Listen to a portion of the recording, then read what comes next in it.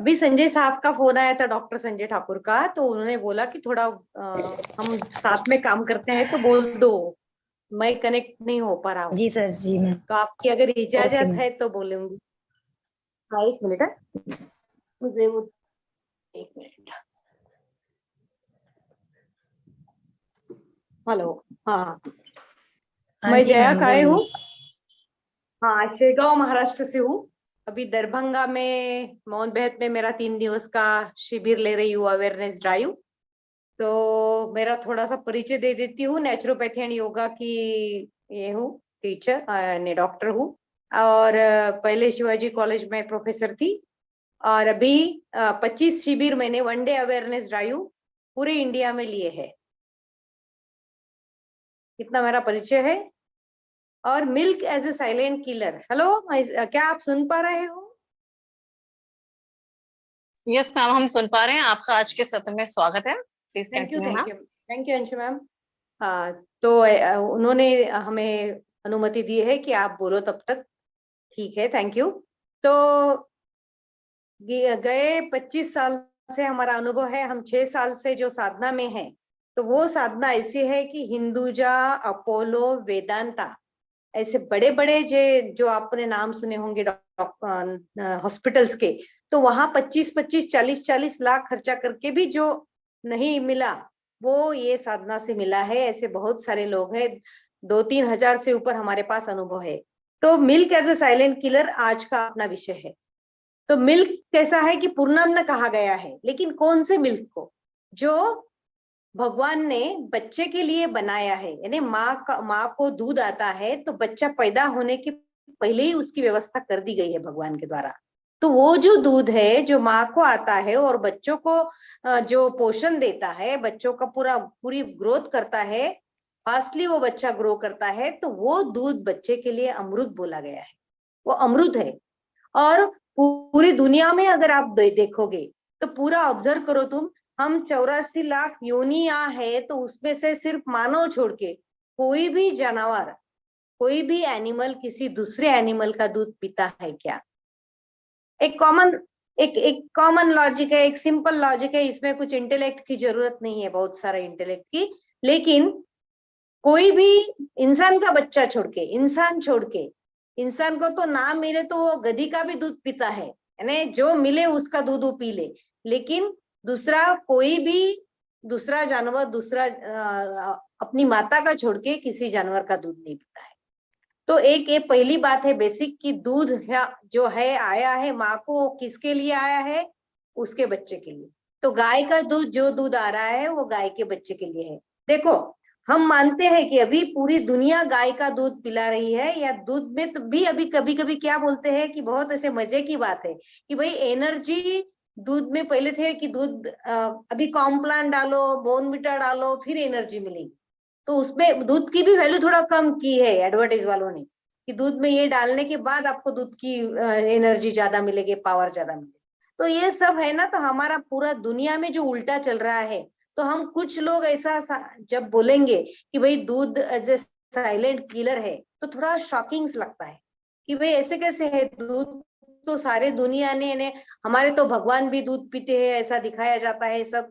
तो दूध silent killer कैसा है मैं बताना चाहूंगी कि दूध उसके बच्चे के लिए आता है। जैसे पहली बार माँ को दूध आया तो उसने उसको पिलाया, जब तक दूध है। फिर एक विनिंग पीरियड आता है, दूध बंद हो जाता है, भगवान ने व्यवस्था कर दी है।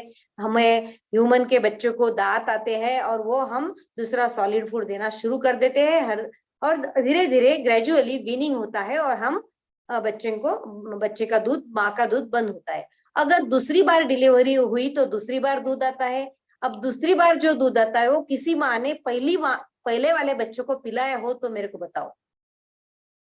है ना, सिंपल एक लॉजिक है कि पहले वाले, क्योंकि उसका क्या आंसर रहेगा कि ये जो दूध आया है वो दूसरे बच्चे के लिए आया है ना। तो गाय का जो दूध आ रहा है, भैंस का जो दूध आ रहा है, वो किसके लिए आ रहा है? ये पहला बेसिक क्वेश्चन। दूसरा है कि गाय के दूध में जो प्रोटीन, जो तत्व रहते, कौन से भी समझो तुम, प्रोटीन्स, विटामिन, मिनरल्स और या खनिज लवण, कुछ भी जो रहते हैं, वो उसके बच्चे के ग्रोथ के हिसाब से रहते हैं। जैसे अगर हम गाय का दूध अगर पीते हैं तो गाय के दूध में जो भी तत्व है वो 22 साल में, गाय का ऐसे एवरेज एज कितना होता है, 15 से 20-22 साल, है ना, गाय या भैंस का। तो उससे बने हुए जो हमारे सेल्स होंगे, ये दूध पी के हमें ग्रोथ तो बहुत ज्यादा होगी, क्योंकि वो दूध ही बना है ग्रोथ के लिए। देखो, एक गाय का बच्चा कितने साल में बड़ा होता है दूध पी के? बहुत ही जल्दी बड़ा होता है। और हमारे बच्चे को बड़ा होने में बहुत समय लगता है, क्योंकि उसकी ग्रोथ धीरे धीरे होती है, और 25-30 साल में वो फिर पैरों पे खड़ा होता है। और जानवर का बच्चा जल्दी ही ग्रो होता है। तो उस हिसाब से वो जो दूध है वो हमारे बच्चे को अगर दिया है, यानी ह्यूमंस के बच्चे को दिया, तो निश्चित ही वो बहुत जल्दी ग्रोथ करेगा। उसको आसरा लगेगा माँ को कि भाई कितना अच्छा बच्चा हो रहा है, यानी धष्ट पुष्ट हो रहा है, क्योंकि वो ग्रोथ फास्ट हो रही है उसकी। और हमारे बच्चों की जो ग्रोथ है वो ग्रेजुअली स्लोली हो जाती है। तो एक ये है। दूसरा है कि जो केसिन और प्रोटीन, केसिन रहता है उसमें, तो वो हमारे डाइजेस्टिव सिस्टम के जो एंजाइम्स है, जो सिस्टम के एंजाइम्स सब डाइजेशन करते हैं, पचाते हैं, वो अलग है। और गाय के दूध में जो एंजाइम्स है वो अलग है, वो उसके बच्चे के लिए है, तो उसके हिसाब से है।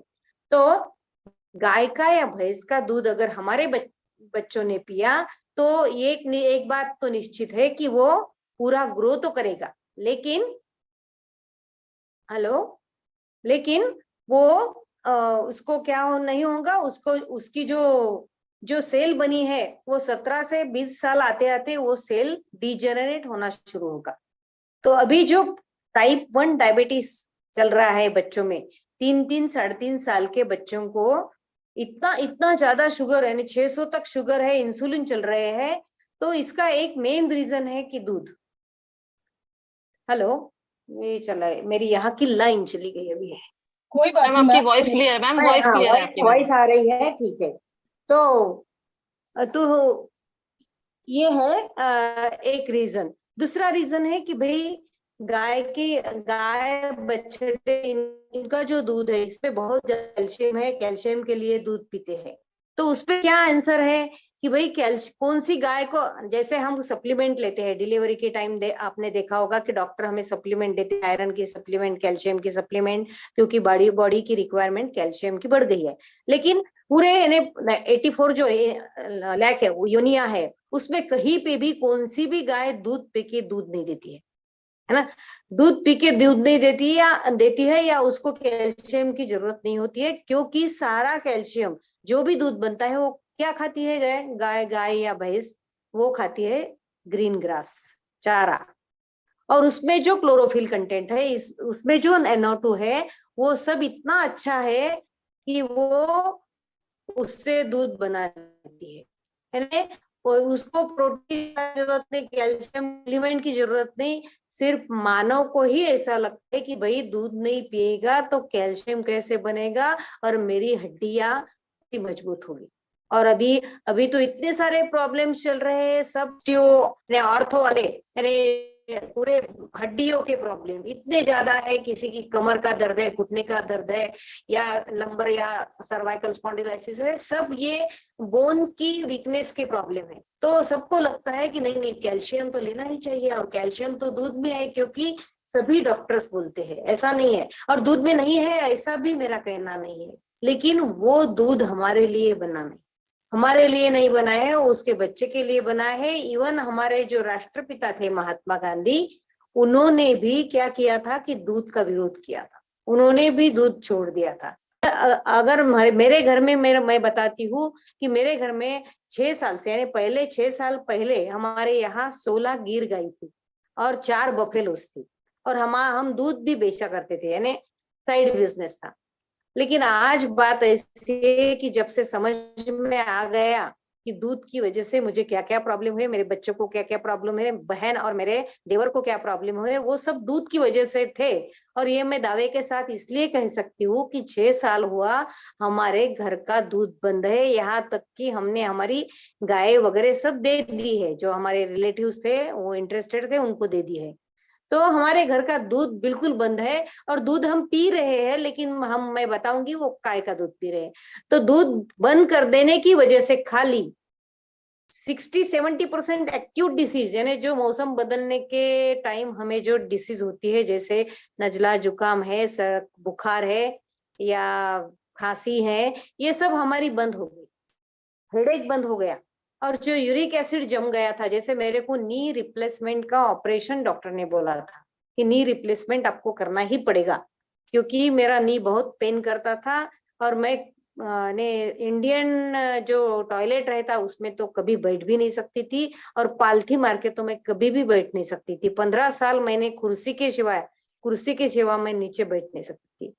तो अभी क्या हो गया है, जैसे 6 साल हुआ हमने दूध पूरा टोटली स्टॉप कर दिया। दूध क्या, चाय कॉफी, दूध डेयरी प्रोडक्ट आप कह सकते हैं, पनीर नहीं, कुछ नहीं, दही भी नहीं।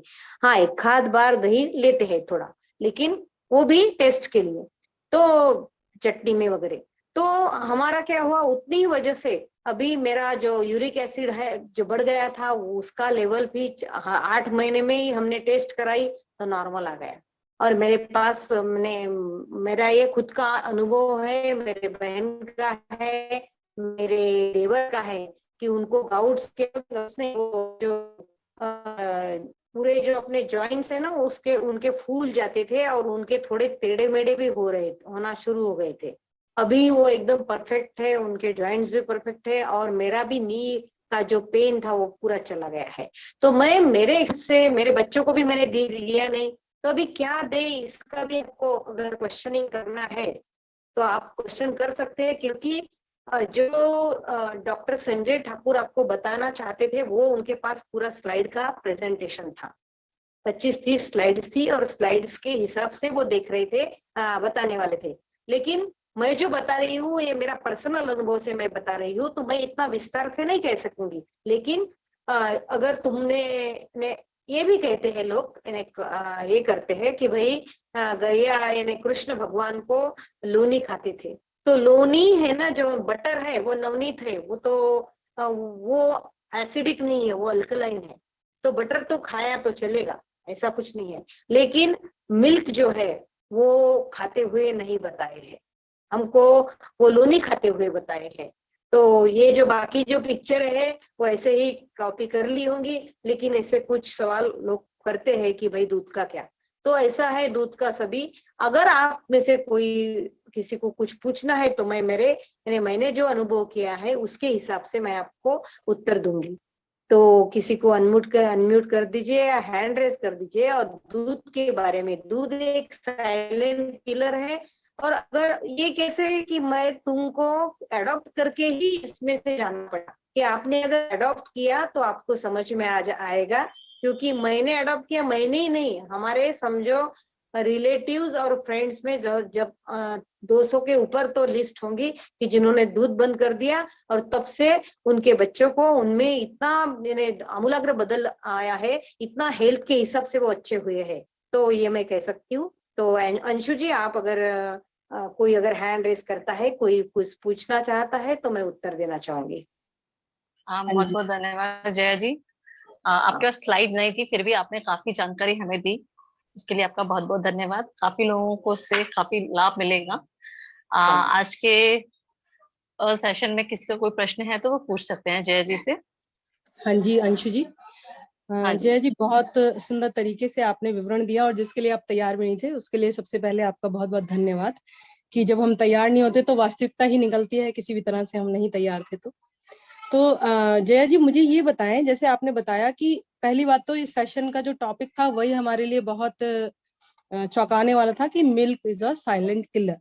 क्योंकि मैंने ऐसी बहुत सारी महिलाओं को देखा है कि जो 3-3 बार अपने बच्चों को दूध पिलाती है, सुबह देती है, दोपहर को देती है, शाम को देती है, और इनफेक्ट उन्हें भूख लग रही है तो कहते हैं दूध पी लो। राइट। ठीक है। और मैंने देखा कि उनके बच्चे की हाइट भी बढ़ गई, जिसमें मेरे बच्चे की हाइट उतनी नहीं है आज के टाइम में। ठीक है, मेरी खुद की बेटी 19 ईयर्स की है, और उसका हाइट इतना नहीं है जो 3 टाइम दूध पिला रहा है जितनी उनकी हाइट है। ठीक है, तो मुझे खुद को गिल्टी लगती है कई बार कि मैंने शायद इसको करेक्ट एज में मिल्क नहीं दिया, इसलिए इसकी हाइट कम रह गई। पहली बात। दूसरी बात ये कि अगर हम डेयरी प्रोडक्ट सारे ही छोड़ देते हैं, पहली बात तो पनीर जैसे मुझे नहीं लगता लोग पनीर छोड़ सकते हैं, क्योंकि वो बहुत टेस्टी लगता है, या दही, दही नहीं छोड़ सकते हैं। तो जैसे खुद मैं अपनी बात बताऊं कि मुझे खुद को पनीर बहुत अच्छा लगता है, मुझे दही बहुत अच्छा लगता है। तो इसके लिए फिर हमें क्या करना चाहिए? और लेकिन मैं भी अपना एक अनुभव बताना चाहूंगी कि मुझे कुछ पिछले 2 महीने से कुछ एलर्जी हो गई थी, और वो इतनी ज्यादा हो गई थी कि उसमें मेरी मिडिल फिंगर में, लेफ्ट हैंड में पानी उसमें से टपकने लगा था। तो हमारी ही शाश्वत योग सभा की एक मेंबर हैं दीपाली अरोड़ा जी, और डाइटिशियन हैं वो। तो मैंने उनसे बात की, तो उन्होंने मुझे बताया कि आप डेयरी प्रोडक्ट्स बिल्कुल बंद कर दीजिए, और जिसमें दूध का नाम उन्होंने स्पेशली मुझे सजेस्ट किया कि दूध आपको पीना ही नहीं है किसी भी तरह से। और क्या होता है कि अब हमें इतनी आदत पड़ चुकी है कि रात को अगर हम दूध ना पिए तो हमें नींद नहीं आती। राइट। इतनी आदत, 22 साल मेरी शादी को गए हैं और यहाँ पर सभी दूध रात को पीते हैं। पूरा हमारा जॉइंट फैमिली है, ऊपर से नीचे तक सब दूध पी के ही सोएंगे, चाहे रोटी ना मिले उनको, बट वो दूध पी के सोएंगे। तो धीरे धीरे मेरा एडजस्ट हो गया, और अब दूध छोड़ने से सबसे पहले तो मेरा वेट कम हो गया। मुझे नहीं पता दूध छोड़ने से हुआ या मैंने और भी चीजें छोड़ दी, लेकिन अब ये तो लगता है कि वीकनेस थोड़ी सी, जो दूध नहीं पी रहे हैं, या तो साइकोलॉजिकली कहीं कहिए, या जिस भी तरीके से, और लोग तो अभी पी रहे हैं, जो मेरे घर में 3 और मेंबर हैं या नीचे और जो मेंबर हैं वो तो सब पी रहे हैं। तो आप मुझे बताइए कि हम अगर किसी को भी बताना चाहें या खुद पहले समझना चाहें कि हमें दूध नहीं पीना है, जैसे आपने बताया कि जो पिएगा वो 17-18 में फिर रीजनरेट होगा, उससे क्या प्रॉब्लम्स होंगे, तो आप इसका हाँ अगर थोड़ा सा डिटेल हमें बता सकते हैं तो शायद हम और ज्यादा कन्विंस हो सकते हैं। देखो, ये तो मैं तो मेरे हिसाब से ने मैं जो एक्सपेरिमेंट से मैं गई हूँ उसके हिसाब से यानी मेरे अनुभव से मैं बताऊंगी कि जो मुझे डॉक्टर ने बोला था कि आपके घुटने के लिए यानी इसमें जॉइंट में यूरिक एसिड बहुत ज्यादा जमा हो गया है, इसलिए वो पेन कर रहे हैं। उसमें कि लिगामेंट्स को भी डैमेज हो गया या गद्दी घस गई, जो है कॉमन टर्म है वो बता के। तो मुझे ये अचरज हो रहा है कि भाई दूध बंद कर देने से यानी दूध के प्रोडक्ट बंद कर देने से जो कि पेन मेरे को इतना होता था तो वो अब बिल्कुल ही नहीं हो रहा है, यानी हाँ बिल्कुल हो नहीं रहा है। और 6 साल हो गए मैंने नी रिप्लेसमेंट नहीं करवाया, और मैं नीचे बैठ सकती हूँ, 2-2 घंटे बैठती हूँ, अभी तो ध्यान में भी बैठने लगी हूँ। तो ये तो मेरे को लगता है कि भाई ये दूध का कुछ तो भी है रोल, बहुत बड़ा रोल है। और दूसरा है कि हम जिस साधना की बात करते हैं उसमें भी वो बताते हैं कि डेयरी प्रोडक्ट बिल्कुल नहीं चलेंगे।